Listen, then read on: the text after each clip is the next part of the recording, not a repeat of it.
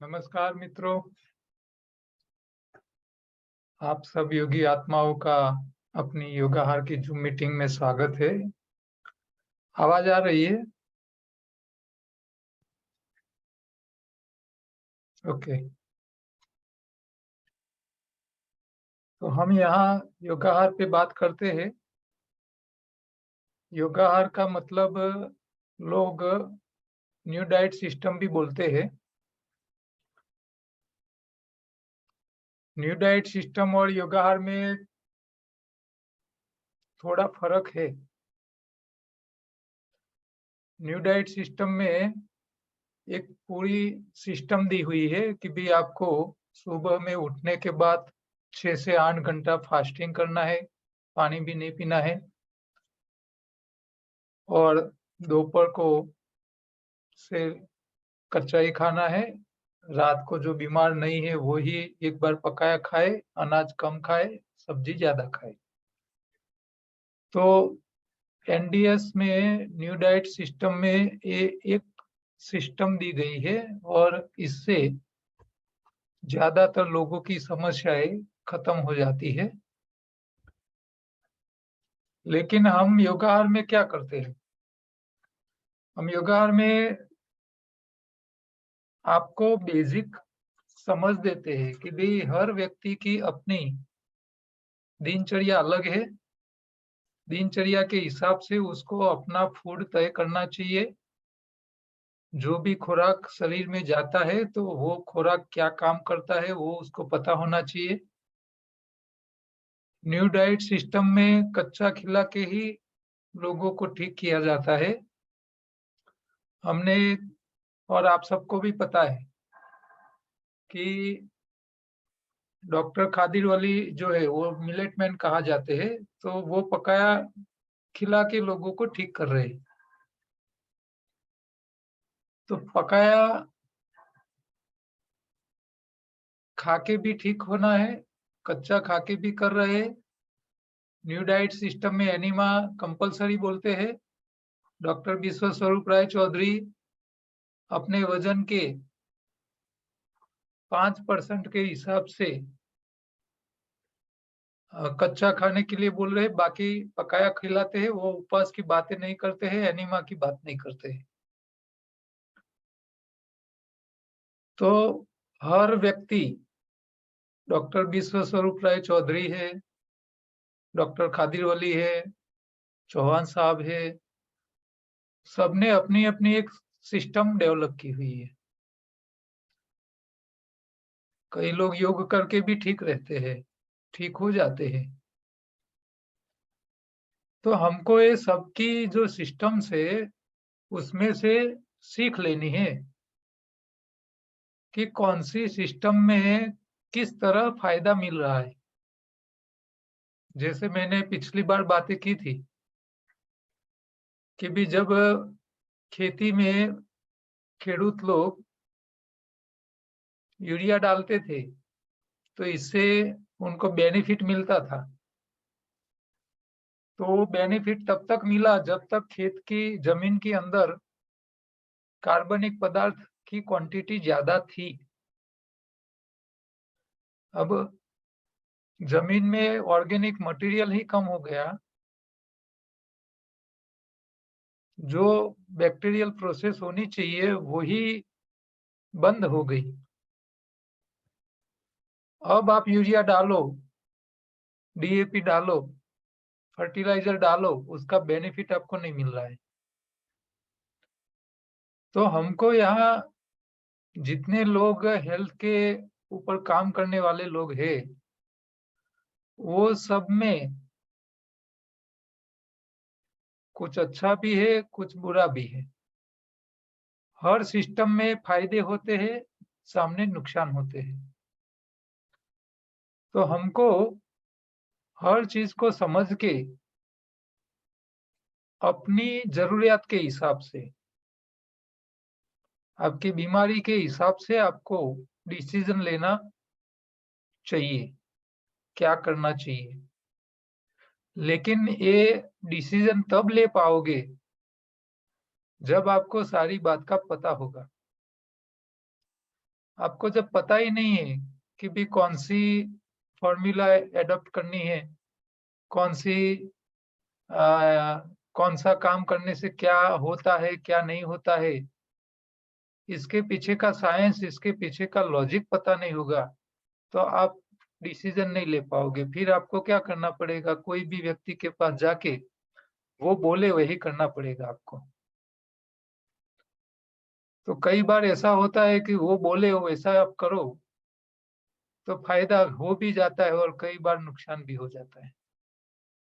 जब तक हम खुद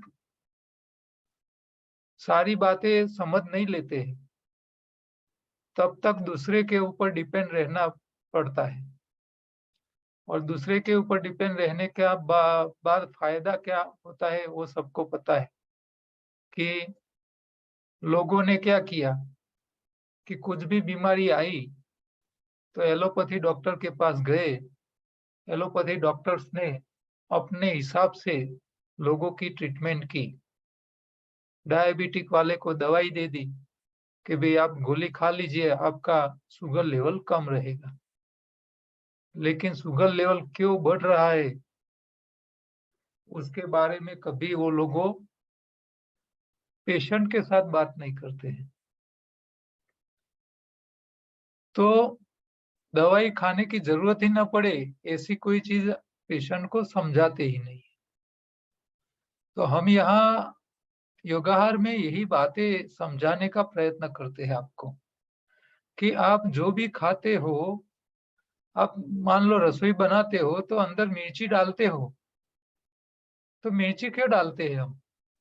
क्योंकि घर के कई लोगों को तीखा चाहिए, इसके लिए हम डालते हैं। कई लोगों को नमक ज्यादा खाने की आदत है, तो उनका खाना आप टेस्ट करोगे तो आपको ज्यादा नमक वाला मिलेगा और बोलोगे इतना नमक डाल दिया है, तो वो बोलेगे ये तो रूटीन है हमारा, हम तो हर रोज यही ज्यादा ही खाते हैं। तो जब आपकी रसोई में आप मीठा कितना डालना है, नमक कितना डालना है, तीखा कितना डालना है, वो आप सब तय करते हो।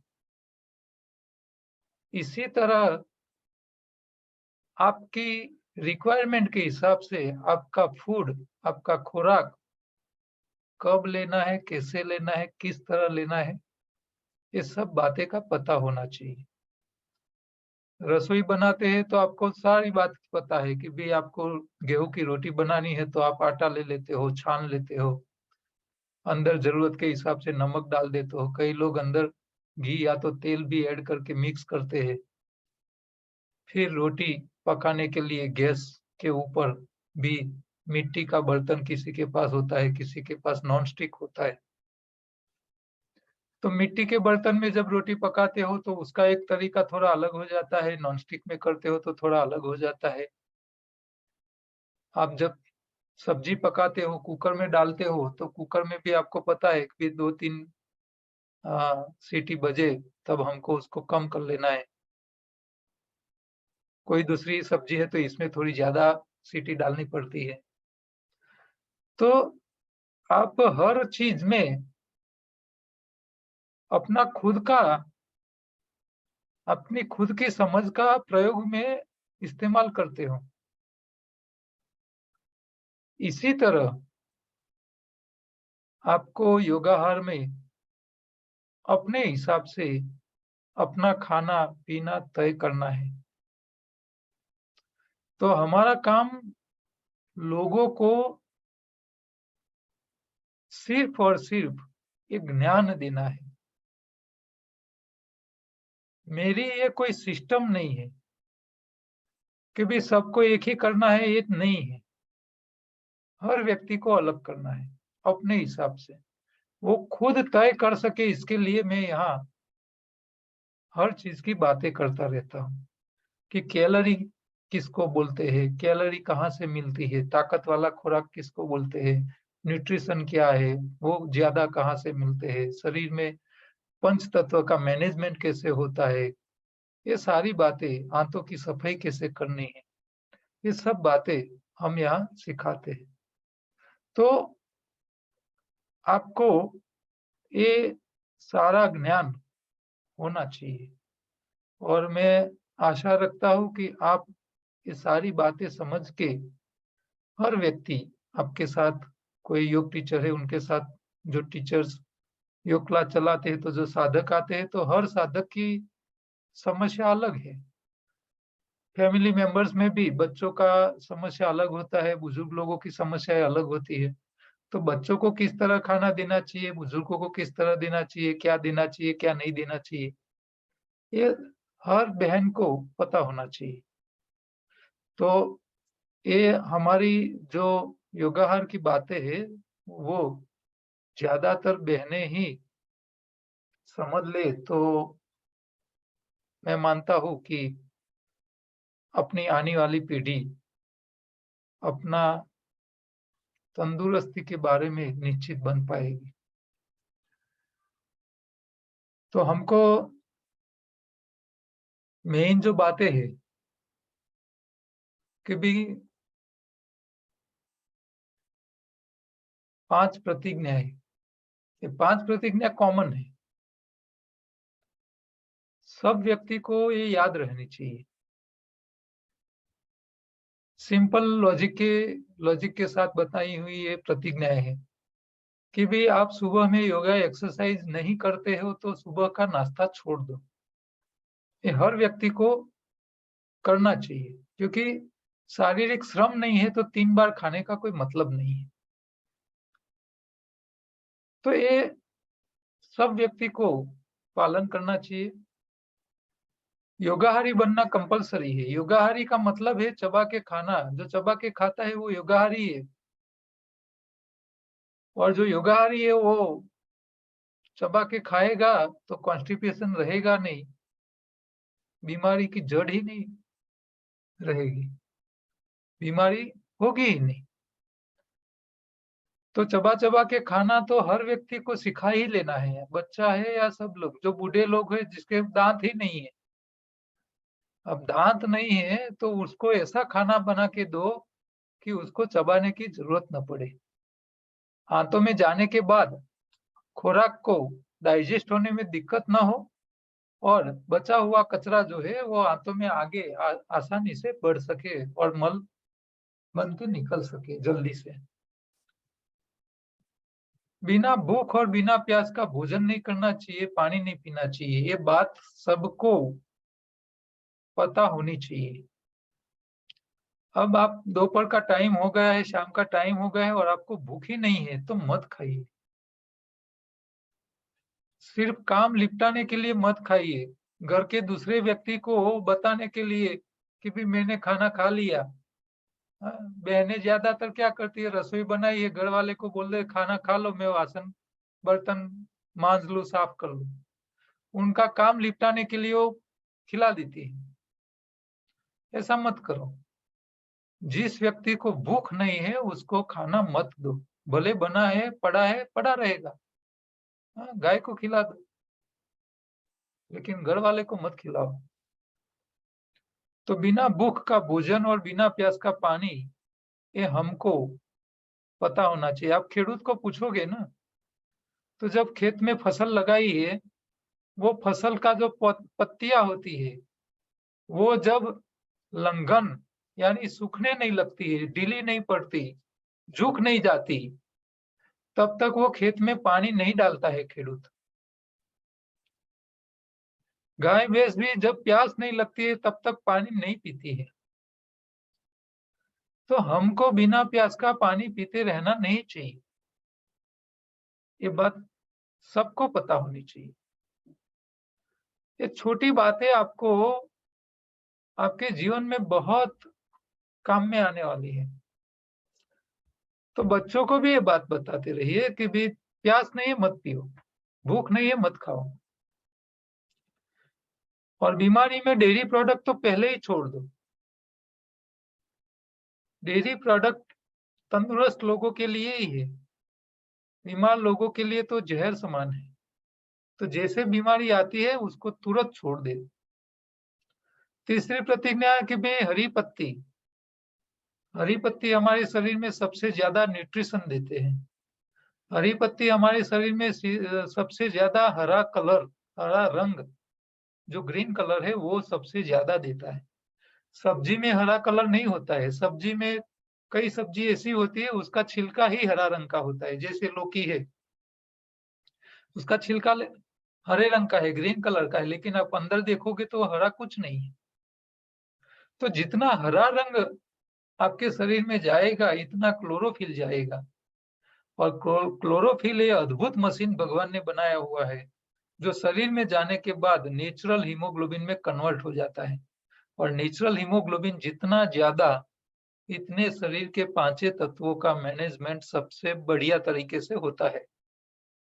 तो हमारा जो खून है, हमारा जो हीमोग्लोबिन है, वो हरी पत्तियों से जितना ज्यादा बनेगा हरे रंग का, उतना ही हमारा शरीर का पांच तत्व मैनेजमेंट अच्छा हो पाएगा।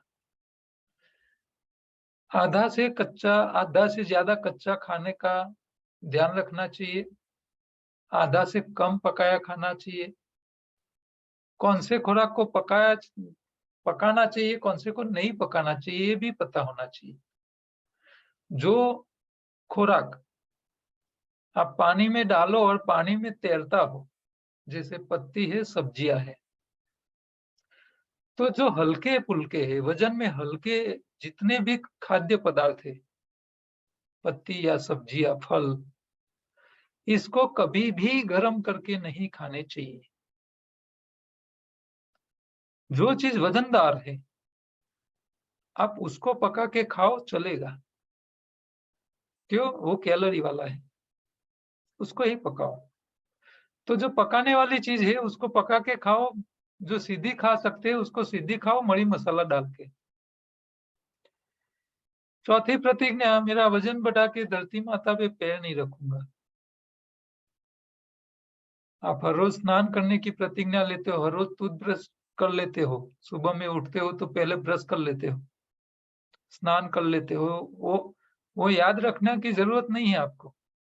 ये प्रतिज्ञा के तौर पे आपके पेरेंट्स ने आपको ये जब छोटे से तब से वो सिखा दिया है।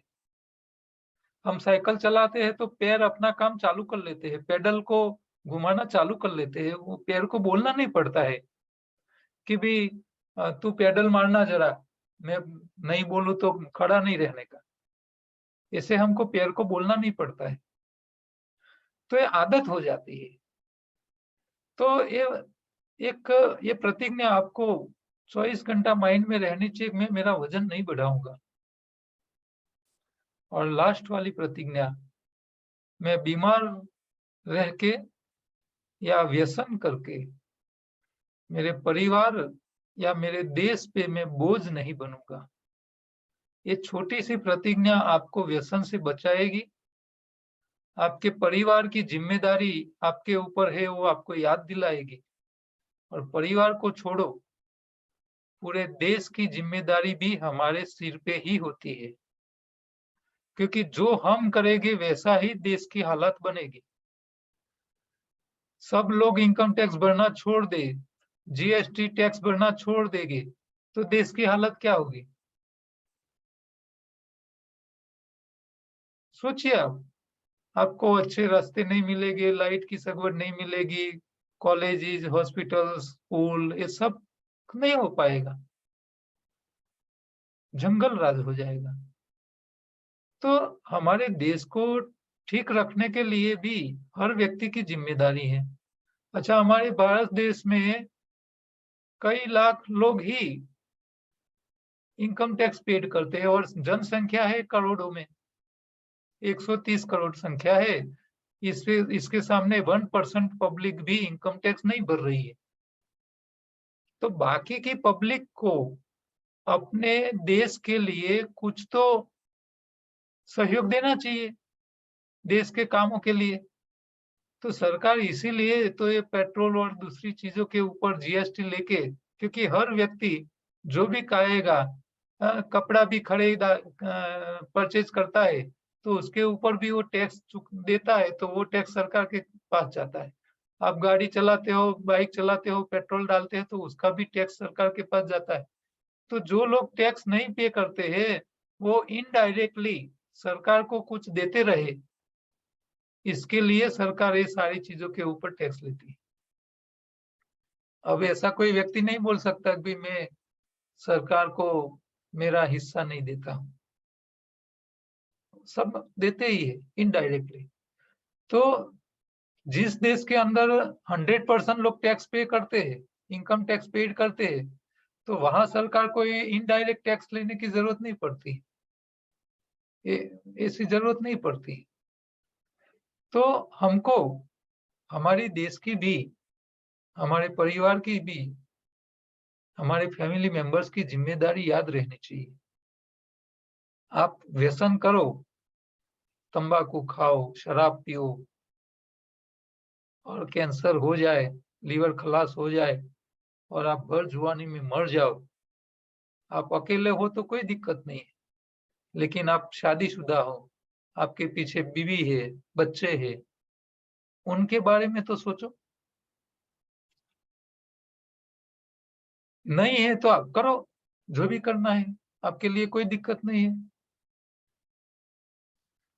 आगे पीछे कोई नहीं है तो सब कुछ करने की छूट है आपको। लेकिन आप जब संसार लेके बैठे हैं, तो आपको आपके परिवार के हर सदस्य आपके सामने, नजर के सामने रहने चाहिए कि आप जब नहीं होगे तब उन लोगों की हालत क्या होगी।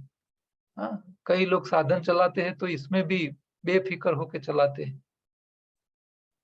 एक्सीडेंट वो खुद तो ऐसी चलाते हैं कि भी वो खुद एक्सीडेंट नहीं करते, लेकिन उसको उसको देख के दूसरे लोगों को टेंशन हो जाता है और दूसरे लोग गलतियां करके एक्सीडेंट कर बैठते हैं। तो ये बिना जिम्मेदारी वाला कोई एक्टिंग, हमारा हमारा कोई काम ऐसा नहीं होना चाहिए कि हमारे हिसाब से दूसरे को दिक्कत आए, दूसरे लोगों को तकलीफ पड़े। ये बौद्ध धर्म वाले, जैन धर्म वाले ये बहुत अच्छी बातें, अहिंसा की बातें बता के गए हैं कि भाई आप चलते हो तो आपकी आवाज से, पैरों की आवाज से, हाँ, रास्ते में सोया हुआ जो कुत्ता है उसका भी निंदा, भ्रम, भंग नहीं होनी चाहिए, उसकी नींद भंग नहीं होनी चाहिए। तो जब हमारे धर्म दूसरे प्राणियों के बारे में भी सोचने के लिए मजबूर करते हैं, तो हमको हमारे फैमिली मेंबर्स के लिए तो सोचना ही चाहिए। क्यों नहीं सोचते? तो ये सब, ये 5 प्रतिज्ञा आपके लिए बहुत ही, ये हर रोज एक बार बोल लीजिए, याद कर लीजिए, फिर देखिए आप, हाँ, फिर आपको जीवन में, मैं मानता हूँ कि ये 5 प्रतिज्ञा का पालन करने वाले को समस्या आने के चांसेस बिल्कुल मिनिमम है, आएगी ही नहीं। तो ये 5 प्रतिज्ञा सब लोगों को याद रखनी चाहिए। शरीर में कहाँ गंदगी इकट्ठा होती है, कैसे कचरा इकट्ठा हो जाता है, कैसे बाहर निकालना है, क्या खाना है, कब खाना है, किस तरह खाना है, ये सब बातें आप याद रखोगे। ये क्योंकि ये हर रोज मैं यही रिपीट करता हूँ और इसी यही बातें ही काम की है। और ये बातें आपको नहीं आपके स्कूल वाले पढ़ाएंगे, आपके बच्चों को आपकी कॉलेज वाले नहीं बताएंगे, नहीं आपके डॉक्टर बताएंगे। हाँ, तो ये सब आप ध्यान में रखें, पालन करें। अनाज में भी गेहूं, चावल, मजदूरी करने वाले लोगों को ही खाने की छूट है ज्यादा। जो लोग शहरी लोग हैं, मजदूरी कम करते हैं, उन लोगों की अनाज, गेहूं, चावल की जगह आपको लिटिल मिलेट का प्रयोग करना चाहिए, जो कम कैलोरी देता है, ज्यादा फाइबर देते हैं। फाइबर के हिसाब से ज्यादा बैक्टीरिया, हमारे गट बैक्टीरिया आंतों में बनते हैं, जो विटामिन बनाने का काम करते हैं। तो ये छोटी छोटी बातें आपको ध्यान रखनी है। अब हम, जिन लोगों को कोई क्वेश्चन है, तो वो लोग अपने हैंड रेज करके रखे हैं, 2 लोगों ने। दूसरे भी जिसको करना है, बात करनी है, क्वेश्चन है, तो बार एक के बाद एक बात करेंगे। ये विशाल भाई है, उसको मैं अनम्यूट कर, पहले सबको मैं म्यूट कर लेता हूँ। विशाल भाई, आपको, हाँ बोलिए। सर नमस्कार। नमस्कार, बोलिए। सर मैं बेसिकली बिहार गुजरात से नहीं हूँ, जी। तो सर ये जो आपका योग आहार वाला जो बुक है, सर ये हिंदी में अवेलेबल हो पाएगी? जो बुक बनाई है वो तो हमने गुजराती में ही लिखी हुई है, लेकिन हमारी जो यूट्यूब चैनल है, वो जी, चैनल के ऊपर आप जाओगे तो वहाँ प्लेलिस्ट मिलेगा और ओके, प्लेलिस्ट में ये योगाहार के कोर्स के पूरे वीडियो का एक लिस्ट है। तो ये जी, प्लेलिस्ट वाले जो वीडियो है वो सारे हिंदी में है। आप वो वीडियोज़ देख सकते हैं। साथ में हमारी जो ज़ूम मीटिंग के जितने भी वीडियो है, इसमें भी काफ़ी जानकारी वाली बातें हर बार हर रोज़ हम करते ही हैं। तो वहाँ से जी, भी आपको काफ़ी नॉलेज मिल जाएगा और आप मुझे रिक्वेस्ट भेजोगे तो एक छोटा-सा लिफलेट जो मैं यहाँ हर रोज़ पिक्चर में दिखाता हूँ, ये 2 पेज वाला, इसमें सारे मुद्दे इसमें कवर किए हुए, वो मैं आपको भेज सकता हूँ। Hindi thank you so much sir मेरी और हिंदी इतनी अच्छी नहीं है कि मैं उसमें मैं बोलता हूँ, थोड़ा आपको समझ में आए इसी तरह का, लेकिन भाषा नहीं, के नहीं सर ऊपर आपकी हिंदी हमारा बहुत अच्छी है प्रभुत्व सर। नहीं है, तो हिंदी ऐसा कोई बंदा मिला नहीं है कि जो मेरी गुजराती बुक है उसको हिंदी में ट्रांसलेट करके दे। इसीलिए वो रुका हुआ पड़ा है, कोई मिल जाएगा तो उसको हिंदी कन्वर्ट कर लेंगे, फिर उसकी भी ई बुक रख देंगे लिंक, तो जिसको भी ज़रूरत है वो डाउनलोड कर ले और पढ़ सके। जी सर, नहीं सर आपकी हिंदी अभी बहुत अच्छी है और सर मैं वैसे अभी आपका लेक्चर सर मैं कल ही अटेंड किया था। सर मैं वाईटीपी का योगा का कोर्स कर चुका हूँ 2 मंथ वाला सर। तो सर कल शाम वाले लेक्चर में मैं भी था, आपके लेक्चर में, नहीं तो आप जो यहाँ आपका गुजरात से हो? नहीं सर मैं गुजरात से नहीं हूँ, मैं सर बेसिकली बिहार से हूँ, रहता गुजरात में हूँ। अच्छा, यहाँ रहते हो और गुजरात स्टेट योग बोर्ड के योग टीचर की ट्रेनिंग ली है आपने। बढ़िया। जी सर, मैंने ले ली है वो टीचर ट्रेनिंग और सर कल जो आपका लेक्चर था कल इवनिंग वाला, हाँ। सर वो भी सर बहुत अमेजिंग था। सर वहाँ पे बहुत सारे लोग थे इसलिए समय की कमी थी तो सर हम लोग बात भी नहीं कर पाए थे। कल के लेक्चर सर में वो 1000 लोग थे और कई लोग हाँ अंदर सर, जुड़ नहीं पाए थे क्योंकि 1000 से ज्यादा लोग मीटिंग में ज्वाइन नहीं हो पाते। जी सर, जी, जी। तो सर कल वाला सेशन भी आपका अमेजिंग था, सर मुझे बहुत अच्छा लगा। और सर मैं सर उसी में सर ये व्हाट्सएप बड़ौदा वाला व्हाट्सएप ग्रुप का मिला था मुझे। सर मैं बेसिकली भी बड़ौदा में रहता हूँ, ठीक है। तो सर मैंने आपको कॉन्टैक्ट किया सर। बढ़िया, कोई क्वेश्चन था क्या? बस सर ये ई बुक हिंदी में चाहिए था ऐसा-ऐसा। नहीं, अभी फिलहाल तो आपको ये जो प्लेलिस्ट वाली वीडियो से ही चलाना पड़ेगा। वो टाइम ओके मिले सर, तब देखते रहिए। ठीक है? Okay sir, thank you so much sir. Okay. Thank you sir. Hetal Rajesh, Hetalben Parmar, Abhishek Pathak, Sangeeta, हाँ सर, प्रणाम। प्रणाम, बोलो। सर मैं ये आपका योगाहार वाली जो पुस्तक है उसको मैं हिंदी में कर सकता हूँ। अच्छा, आप गुजराती समझ लेते हो? जी, पूरा पढ़ लेता हूँ, समझ लेता हूँ अच्छे कहाँ से। कहाँ रहते हैं आप? अहमदाबाद में सर। तो हमारा शाहीबाग का एड्रेस है आपके पास? हाँ, एड्रेस आप ग्रुप से ले लूंगा मैं, लेकिन अभी है नहीं मेरे पास। तो मुझे व्हाट्सएप कर लेना, आपको रिटर्न मैसेज में ऑटोमेटिक हमारा शाहीबाग का एड्रेस और लोकेशन आ जाएगा। और जी मैं सर, मंगल मैं शाहीबाग ही रहते शाहीबाग हो? रोज सुबह मैं योग करवाने आता हूँ। अच्छा अच्छा। सुबह 5:30 से 6:30 रोज। शाहीबाग कहाँ आते हैं? पर्सनल ट्यूशन आते हो? हाँ, पर्सनल मैं करवाने आता हूँ। अच्छा, हमारे शाहीबाग में कई जगह हमारे योग क्लास फ्री चलते होते हैं, लेकिन मैं तो गांधीनगर रहता हूँ। हाँ तो हाँ। आप हमारे शाहीबाग सेंटर पे आज आइए कभी भी। मैं मंगल और गुरु नहीं होता हूँ, बाकी के दिन हाँ होता हूँ। और आपको मैं ई बुक की लिंक भी भेज दूंगा, आप मुझे रिक्वेस्ट भेज देना। तो जी वो गुजराती वाली है, आप कॉलेज कॉलेज वाले हैं तो आपको तो कंप्यूटर में सीधा लेके उसको गूगल ट्रांसलेट करके उसको सही लैंग्वेज के हिसाब से आप करके दे दोगे तो बढ़िया रहेगा चैप्टर वाइज। हाँ सर, जरूर जरूर ठीक है, तो आप मैं हर रोज सोम से शनि, मंगल, गुरु के अलावा 4 बजे के बाद सेंटर पे मिलता आपसे। ठीक है सर, ठीक है। Okay, thank you. देखो यहाँ यहीं से ही जरूर मिल गए साधक जो हमारे जी बुक को हिंदी करने वाले। आपका खूब खूब आभार। जी सर, સર जी હું આજ धन्यवाद। કહેવાની હતી। બોલો, Hello. કયા બેન બોલ્યા? સંગીતા બેન બોલ્યા કે હેતલ બેન બોલ્યા? સંગીતા બોલી। બોલો। હું આજ કહેવાની હતી કે મને ટ્રાન્સલેટ કરતા ફાવશે, કારણ કે હું છું ગુજરાતી ને રહેતી હતી કલકત્તા, ભણી છું। અચ્છા, મને ફાવશે એના માટે જ મેં હાથ રેઝ કરેલો, હેન્ડ હા રેઝ તો કરેલો।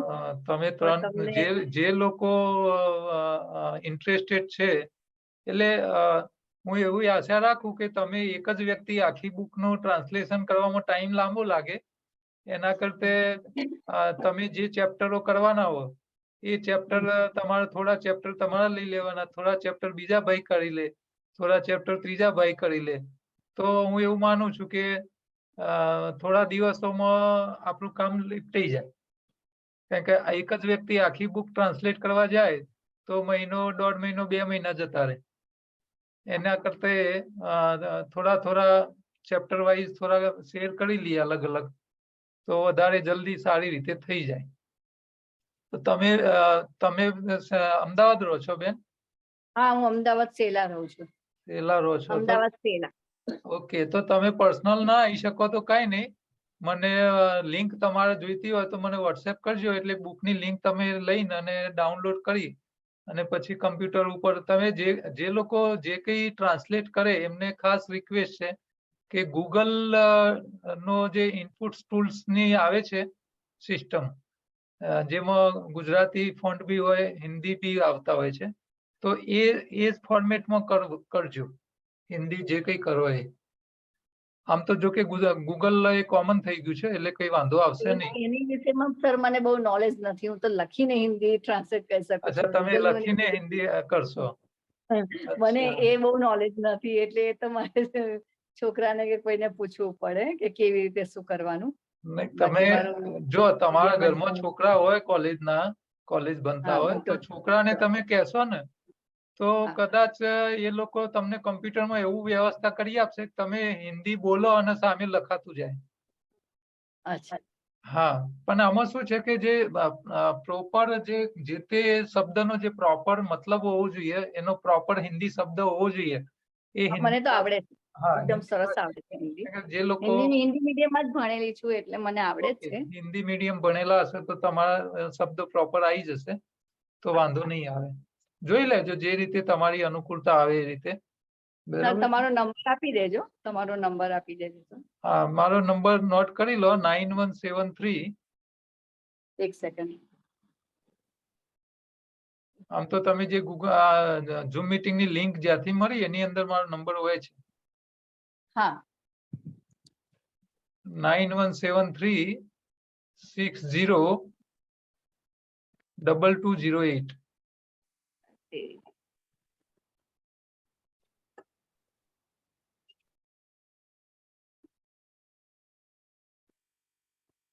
સર ફરીથી બોલો। 9173 9173 60 60 2208। 2208। Okay, thank you. Thank you. Vishal Kumar,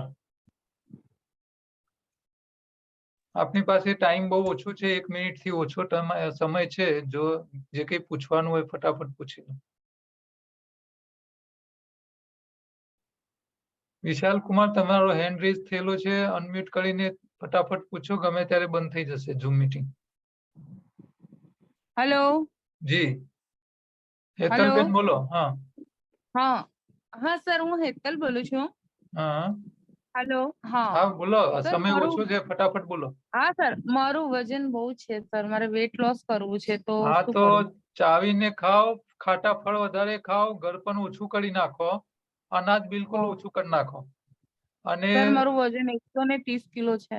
કઈ વાંધો નહીં, રોજ તમે ખાલી ફરાહાર ઉપર રહો, ખાલી ફ્રૂટ સિવાય કઈ ના ખાઓ રોજ.